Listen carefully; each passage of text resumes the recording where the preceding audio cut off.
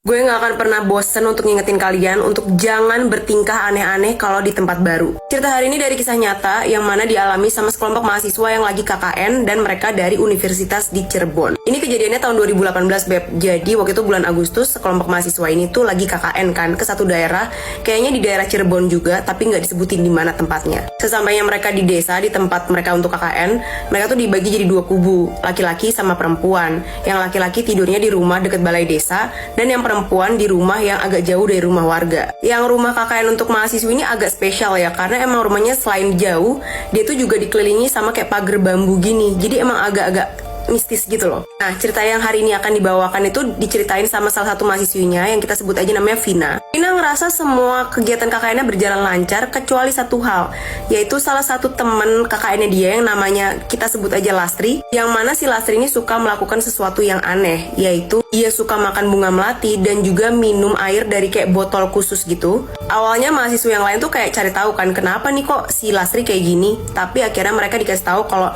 emang air khusus itu dibawain sama orang tuanya Lastri untuk Lastri. Jadi kayak ada kandungan, ada khasiat yang istimewanya. Tapi mahasiswa yang lain juga gak ambil pusing selama KKN mereka tuh berjalan lancar. Tapi masalahnya makin hari perangainya si Lastri ini makin aneh. Dia suka kayak menyendiri, murung diri, terus suka ngaca di kaca yang gede di kamar dandan. Jadi di rumah KKN mereka tuh ada satu kamar yang ada kaca gede banget dimana dipakai buat dandan lah sama mahasiswi-mahasiswi ini. Nah, sampailah pada suatu hari, waktu itu lagi hari Kamis, kayak sorean gitu menjelang malam Jumat Kliwon, maghrib lah ya.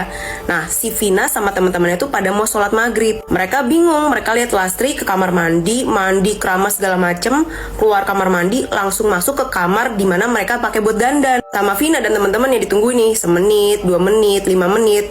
Kok kayak nggak ada tanda-tanda aktivitas tuh di dalam kamar dandan. Akhirnya si Vina sama teman-temannya langsung inisiatif dong ngecekin Lastri, takutnya kenapa-napa kan. Dan si Lastri tuh lagi duduk depan cermin sambil ngelus-ngelus rambutnya, senyum, tapi tatapannya kosong.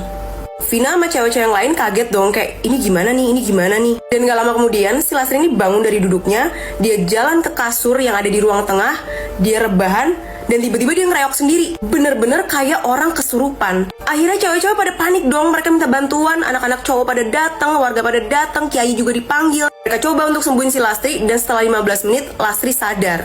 Tapi nggak itu doang, masalahnya ada 2 temennya yang ikutan kena sampuk. Mereka ikutan kesurupan, dan untungnya bisa ditolong sama Pak Kiai. Dan pas udah selesai disadarin semuanya, si Pak Kiai ini bilang kalau kejadian ini semua tuh berawal dari Lastri yang punya kebiasaan yang nggak lazim makanin bunga melati dan juga minum air khusus. Hal itu bikin penasaran makhluk-makhluk halus di sekitar dan akhirnya mengundang mereka untuk